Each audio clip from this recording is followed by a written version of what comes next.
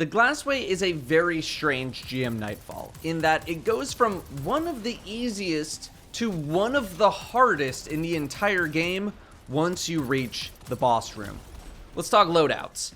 Divinity should be equipped on one person if you have it. If you don't, I would highly advise getting one as soon as possible. While it is possible to get this done without a Divinity, Divinity makes things so much easier, especially this season when your only other options are SMG and auto OV rounds or grenades. I was the Divinity person in my team, and I used a scout rifle as my primary, mainly to be able to poke at what will be many enemies that are far enough away that makes using a scout rifle absolutely worth it. Arbalest, not nerfed yet, and even if it was, it'd still be good. Therefore, it is a very logical choice in a place with many barrier champions, in addition to its shield ripping and high damage capabilities. In terms of power weapon, good old Threaded Needle will be just fine with Void Burn active, assuming you kept yours from last season. If you don't have a Threaded Needle, then grab a Void Rocket, like Royal Entry or something like that. But unless you're a brand new player or didn't play during the entirety of last year, you should have a Threaded Needle. I don't care how bad of a roll it is, you should have one, put it on. If you don't have anything Void, it's not the biggest deal, and I'd instead roll with whatever your strongest option may be, a different linear, a strong rocket. I'd still probably avoid machine guns though. Round everything else out with Void weapons when possible. You can do a Void Pulse or a Void Hand Cannon. I'd say you can roll with either one, but most of the time spent in the boss room is going to be spent using non-primary weapons a large chunk of the time anyway. Subclass wise, if you can get at least one Stasis Warlock in your team, you will not regret it. Bleak Watcher plus Osmiomancy is fantastic here. This run that you're watching was with a Sentinel Titan, that's me, Stasis Warlock, and a Nova Warlock for some strong offensive power with some defense and suppression built in. The more suppression grenades you can run, the better in my opinion, as Wyverns will wreck you without stuns. Titans, not sure I actually recommend Ward of Dawn. If you're in trouble, honestly, things are just gonna break your ward down or come into your ward and just kill you anyway, whereas Sentinel Shield is much more resilient and you're mobile in it. Hunters can continue to run Quiver for burst damage. I guess Stasis works as well a little bit, but Invis is just too good to pass up sometimes, and this is one of those times. Run your usual exotics, Ursas, Aeons, Orpheus, Omnioculus, Osmiomancy, all the O's. Oh, Controverse Hold, if you're a Void Warlock. I keep forgetting about that for overload stuns and just tons of grenades. I don't think you need Aeons as much here because there are just so many champions for Lucent Finisher, but don't say no if someone offers to wear them. I actually ran with a fragment that makes you go invis on Finisher because of how many champions there are and how lethal things can be. It makes going for riskier finishers more possible since you'll go invis immediately after. I can't say how much it helped during the run, but I know it didn't hurt. Mod-wise, while most of the strike consists of arc damage, the boss room features tons of void damage, so I use double void resist. You'll just need to be extra careful of snipers one-shotting you throughout basically the entire strike. It's not as big of a deal as I'm maybe making it seem.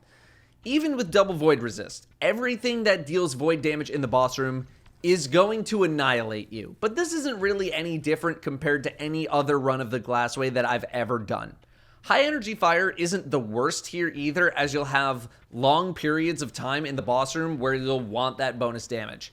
Striking light for the sprinting damage resistance is also fine, but considering that this is the only strike with Void Burn this season, I wouldn't blame you if you wanted to experiment with some volatile round shenanigans. As usual, Lucent Finisher, make sure you put that on, along with Overload Grenade as a backup if you're on Void. So, like I said at the beginning, most of this strike is not really that bad, and I'm going to be that guy and say that if you are struggling even getting to the boss room, you are really going to struggle in the boss room if you manage to get there. Don't let this strike fool you. It starts easy and then it ramps up exponentially.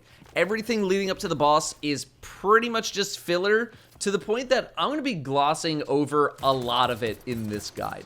In fact, I would say most things up until having to step on the plate with all the shanks spawning towards the end is your pretty typical GM affair, and anyone with any experience in a GM should not have much of an issue handling their business. There are snipers to look out for in basically every room. They're not that numerous. You got some in the first mini-boss room, couple here and there. You got some in the second mini-boss room. The mini-boss will also snipe and throw stasis at you, but as long as you're staying behind cover, you're going to be fine. The big open room after that has some snipers in the middle and then towards the end, and a couple of overloads, but that's nothing Divinity can't handle. I really want to focus most of the energy on the boss encounter in this video, since it is one of the most difficult boss fights in the entire game. In the plate room, that thing towards the end where you need to get the plate to 100%, this is where I could see some people getting held up. In short, if you don't have a well or a ward, which if you took my advice, you probably won't, you'll want to do this in bursts. Get a good percentage up, spawn a bunch of enemies, and then hide behind these boxes behind you and all the barrels and stuff. Kill stuff as it spawns, and then hop back onto the plate, rinse, repeat. Be aware of sniper vandals that will spawn in about halfway through, both on the left and right side, in addition to sniper and explosive shanks towards the end. Don't be afraid to pop a sentinel shield here to clear out some of the garbage or just spawn some orbs. You should easily get half of your super back if you time everything correctly. After the plate, it should be pretty smooth sailing to the boss room. Just take things slow. Watch out for snipers towards the second half of the room on the upper left and right ledges of the area. And then towards the back, you should be pretty fine here. You can take things very, very slowly. I actually don't think I mentioned why I don't recommend well here. You can use it. It's not that I think it's bad, but things are easily going to kill you through the well. And I think it can give a false sense of security. I would much rather have stasis and just freeze stuff as opposed to a well. The final boss in Glassway is very different in its difficulty compared to something like the Light Blade. Light Blade is very fluid. You have a general idea of what you need to do, but it feels very reactionary. You need to react to things happening to you. In Glassway, you do a lot of the planning and you need to be proactive, as having to react to something usually means that you're going to die. For the majority of the fight, I like to be in this left side room, using the middle hallway as a funnel for all the enemies and champions. You can do similar things on the right side as well. I just like the left side because it doesn't feel as claustrophobic. I've done bouncing back and forth left and right side. I've done it on the right side. I personally just prefer the left side. But ensuring enemies, at least champions anyway, funnel into this tunnel is what I believe is the key to success. Let's start from the top. After you kill the Overload Captain, the fight starts. I assume it's once the Captain dies. It could be after everything dies, but let's just say the Captain, because you're probably going to kill the Captain last. Once the fight really starts, you're going to be greeted by the big and small boss, 2 Overload Minotaurs, and a bunch of goblins. Now, what I suggest doing, if you can do it, is have everyone get lined up as far back as possible on the left side of the arena and instantly killing an Overload champion as it spawns out of the gate. This only works if everyone on your team is in position ready to go immediately, and preferably you have a divinity to make crits much easier. You have a limited window to get the kill, as the boss will float over to you very quickly. If you don't get the kill, you don't think you're going to get it, I would just abandon ship and get to cover as opposed to risking somebody die. If you're looking to throw a grenade in order to stun, throw it right as the gate lights up. You'll have perfect timing. So if you don't get the kill, you will now have to deal with 2 overloads and the mini boss, and technically also the big boss, but he can't really hit you if you're inside that room, along with some ads. Getting both of the champions to funnel into the middle is the ideal. Your priority should be killing these champions as cleanly and as quickly as possible. This is why a Stasis Warlock is so clutch here. Being able to freeze champions with your turret is a godsend, and I highly suggest using it at any time where you're going to be having champions, either multiple champions or just one coming in, whether it's to freeze one and kill another, or just constantly stagger them so that you can regroup. I would also highly recommend staying together as a group as much as possible, and this is in an attempt to stop the champions from splitting apart, chasing different people. You do actually want all of them to come to you from the same direction, because one coming from a different direction while you're not ready for it means you will die pretty much guaranteed. It's gonna kill you in 2 shots. It's even worse later on, you'll see. Funnel them into the room and knock them down. You must be hyper vigilant in finding where these champions are. You need to be more observant than you've ever been in your life in this strike. I'm speaking mainly about the overloads here, but the wyverns is where it can get even worse. So let's say you killed 0 or 1 overload champions, but now the mini boss is harassing you. Do not damage the mini boss until you have killed both champions. When you deal about half of the mini boss's first chunk of health that they have, another wave of champions spawns in. You do not want to fight more champions while you still have champions alive. So when you are ready, get the mini boss very close to this halfway point, and as soon as you hit it, burst the mini boss until it disappears. It's about 1/3 of its health. You might as well get rid of it if you're going to be dealing with champions. It's not super lethal, but it is kind of annoying, especially with its rotating shield. If it gets in the way, then it's a whole deal. Now I can't hit the champions because the shield's in the way, and then it messes up everything.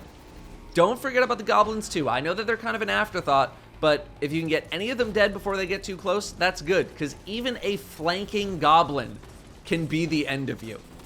If you ever find yourself in a position where 2 champions are encroaching on you from different angles, you need to commit to killing one of them immediately to get that space back, and then using that space as cover from the other champions. If you do find both champions together, keep them on the same stun cycle. You do not want one stunned and then one immune to stun, because then you'll never actually have the time to deal damage. If you kill all 4 champions, congratulations, you've survived the first of many horribly dangerous waves of enemies. Plink away at the big boss until the boss leaves. You are then going to do the same thing that you did at the start of the fight. Left side, immediately killing a big target. This time it's a wyvern. Believe it or not, wyverns can be scarier than champions, because you don't really get to stun wyverns unless you have a suppression grenade, which I highly advised bringing at the start. Not only that, but wyverns are a true one-shot. I don't care how much void resistance you have, neither do they. They will legitimately one-shot you. But they can be suppressed, they can be frozen, they can be whatever else, and they are finishable at a pretty high health point, close to 50%. So if you find yourself in a bad way, go for the finisher. Be aware that they can also do some really dumb stuff, like teleporting seemingly out of nowhere, and there's almost nothing that you can do about this. I think this one might have been in the funnel tunnel, I just couldn't really see. You'll also have barrier champions spawning in, hobgoblins, but basically all of them stay outside. They will very rarely walk into your territory, and if they do, they will slowly walk out like they walked into the wrong classroom or something. They aren't really that tough to kill, but they can still definitely snipe one-shot you, so just be ready for that. Sometimes they'll float around the entrance of the funnel hallway, either down low or up on a ledge. If you can snag a quick kill, go for it. Finally, you're going to have arc-shielded harpies. These should not be a big deal. The pattern works the same way here as well as the first phase. Mini-boss only this time, but once you hit that halfway marker on its health bar, more enemies are going to spawn in. So get to that point slowly with primaries or whatever you want to use, and then the whole team should burst it away. Do the burst after you've killed 2 wyverns. You can leave the champions, I don't care, but not the wyverns. The wyverns are also much more likely to split up in my experience. Most of the time, they'll go through the tunnel and then through the path that you use to instant kill a spawning target. But they can also come from the entrance if you hang out there long enough. You'll then have 2 more wyverns spawn in after the mini boss is bursted away, along with 2 more barrier hobs and some more red bar enemies. If you manage to get the opportunity to kill the barriers before tipping the mini boss, I would say go for it, because the mini boss is very slow and you can do a lot of roaming around together to take out the barrier hobs. Taking out the barrier champions also enables you to do the instant kill out of the teleporter strat again on the next wyvern that spawns, because you're not going to have any barrier champions in the way, risking you getting sniped in the face. Now, once all 4 barrier champions are dead, and, you know, the wyverns, but that's kind of a given, another wave of overloads and regular trash mobs, along with the big boss, are going to spawn in. Do the same setup and nuke the overload as it spawns out of the gate if you can. Fortunately, it is much harder to burst the big boss, which leaves you with all of the time in the world to kill all of the adds in the arena before putting damage on the boss. You should have fanatics and regular goblins, I believe. Now, if you want to burst the next overload that spawns, you're going to need to rotate the boss somewhere else in the room. What we did was get the boss pretty close to that health gate and then position ourselves by the front of the room. I kept aggro while the other two players got into position. I hit the boss to trigger the next wave, and I just bolted down to get into position. This may or may not work depending on how the boss wants to maintain aggro on a target, so again, just be ready to abandon ship. You could try to two-man the overload from that far away. I would really recommend all three players.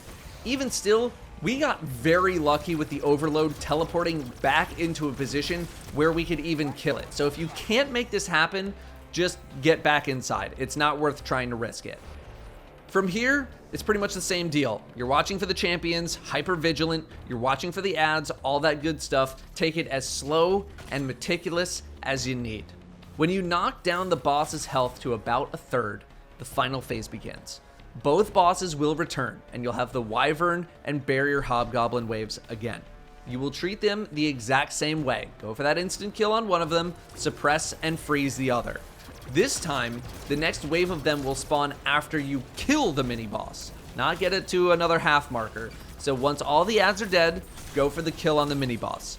You will probably not have a chance to instant kill a Wyvern, but if you can set it up, obviously go for it. It's the same thing with killing Barrier Hobgoblins. If you get a chance for a freebie, go for it. After the mini-boss dies, the final two champions and the final two Wyverns will spawn in. Freeze and suppress, burn your supers. If there's ever been a time to burn a super, it's right now to ensure their demise. Now, if you want a platinum, you technically don't need to kill all of the barrier champions in here. You just got to make sure you deal a little bit of damage to all of them immediately before killing the boss. If you don't want to chance it, just kill all of them. They're not that big of a deal, but the boss can make it a little annoying. This is a very long fight. This footage right here was part of a 20-minute fight. We were waiting for champions to move into a proper position. We were taking our time. We were not rushing. Take your time. Be meticulous. Be observant. Don't be afraid to burn ammo. I would much rather only have primary ammo left than regret not using the last of my good ammo to kill something that wiped my team. One death can spiral very quickly into a wipe, and recovery is very difficult. And in Season 16 specifically, with Loose and Finisher, there should be very little shortage of power ammo all over the place. It should be everywhere. Use it liberally. Best of luck in there. It's very tough. Don't get discouraged, because it's a very tough strike. Thank you for watching, and I'll see you next time.